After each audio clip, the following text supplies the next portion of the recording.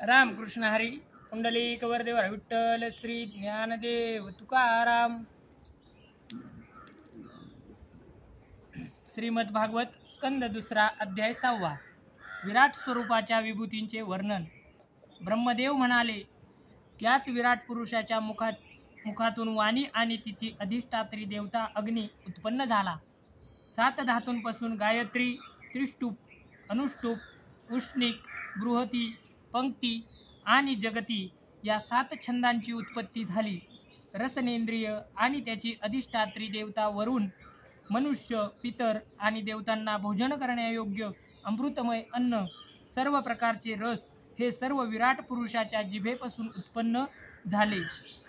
त्याच्या नाकांच्या छिद्रापासून प्राण, अपान, व्यान, उदान आणि समान हे 5 प्राण, तसेच वायू आणि घ्राणेंद्रियांपासून अश्विनी कुमार, सर्व औषधी तसेच सर्वसाधारण विशेष सुगंध उत्पन्न झाले। त्याचे डोळे रूप, तेज, डोळे स्वर्ग आणि सूर्याची जन्मभूमी होत।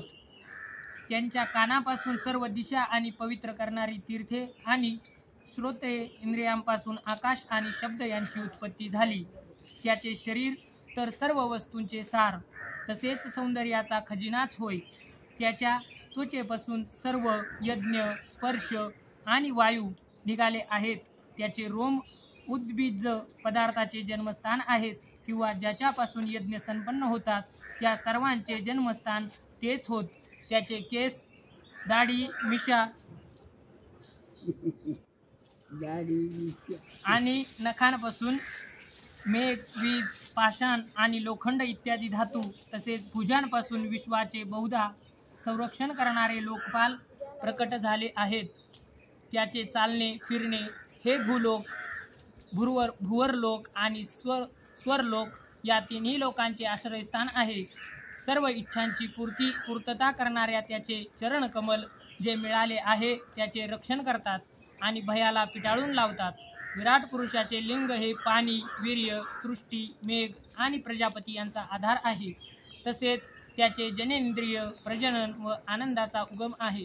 नारदा, विराट पुरुषाचे गुद हे इंद्रिय यम, मित्र, मलत्याग यांचे, तर गुदद्वार हिंसा, निवृत्ती, मृत्यू आणि नरकाचे उत्पत्ती स्थान आहे। त्याच्या पाठीपासून पराजय, अधर्म आणि अज्ञान, तर नाड्यांपासून नद, नदी तसेच हाडांपासून पर्वत निर्माण झाले आहेत। त्याच्या पोटात मूळ प्रकृती, रस नावाचा धातू, समृद्ध समुद्र, समस्त प्राणी आणि त्यांचा मृत्यू यांचा समावेश आहे। त्याचे हृदय ही मनाची जन्मभूमी होय। नारदा, मी, तू, धर्म, सनकादी, शंकर, विज्ञान आणि अंतकरण हे सर्व त्याच्या चित्ताचे आश्रित आहे। मी, तू हे तुझे सर्व ज्येष्ठ बंधू सनकादी, शंकर, देवता, दैत्य, मनुष्य, नाग, पक्षी, मृग, सरपटणारे प्राणी, गंधर्व, अप्सरा, यक्ष, राक्षस, भूत, प्रेत, सर्प, पशु, पितर, सिद्ध, विद्याधर, चारण, वृक्ष, आकाश, पाणी आणि जमिनीवर राहणारे नाना प्रकारचे अनेक जीव, ग्रह, नक्षत्रे, धूमकेतू, तारे, वीज आणि मेघ हे सर्व काही विराट पुरुषच आहेत। हे संपूर्ण विश्व जे होते, जे आहे व जे असेल, सर्वांना त्यानेच वेढले आहे। इतकेच काय, पण त्याच्यामध्ये हे विश्व केवळ वितभरच आहे। जसा सूर्य आपले मंडल प्रकाशित करून आपल्या बाहेरही प्रकाश पसरवितो, त्याचप्रमाणे पुराण पुरुष परमात्मा सुद्धा विराट शरीराला प्रकाशित करून त्याच्या आत बाहेर सर्वत्र प्रकाशित होतो। मुनिवरा, मनुष्याची क्रिया आणि संकल्पाने जे काही निर्माण होते त्याच्या पलीकडे परमात्मा आहे।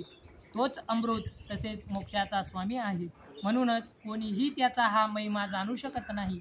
संपूर्ण लोक भगवंतांचे अंश मात्र आहेत। तसेच त्याच्या अंश मात्र लोकांत सर्व प्राणी निवास करतात। भूलोक, भुवरलोक आणि स्वरलोक यांच्या व मोहरलोक आहे। त्याच्याही वर जनलोक, तपोलोक आणि सत्यलोक आहे। तेथे क्रमशः अमृत, क्षेम आणि अभय यांचा नित्य निवास आहे।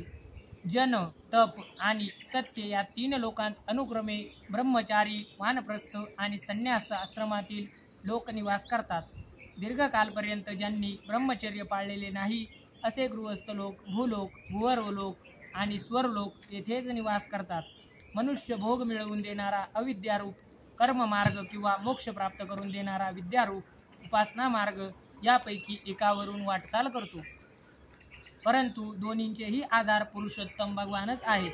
ज्याप्रमाणे सूर्य आपल्या किरणांनी सर्वांना प्रकाशित करूनही स्वतः सर्वांपासून अलिप्त आहे, तसेच ज्या परमात्म्यापासून हे ब्रह्मांड, पंचमहाभूते, 11 इंद्रिये आणि गुणांनी युक्त अशी विराटाची उत्पत्ती झाली आहे, ते प्रभू सुद्धा या सर्व वस्तूंमध्ये आणि त्यांच्या रूपामध्ये राहून सुद्धा त्यांच्यापासून सर्वोपरी अलिप्त आहे. ज्यावेळी या विराट पुरुषाच्या नाभिकमलापासून माझा जन्म झाला, त्यावेळी या पुरुषाच्या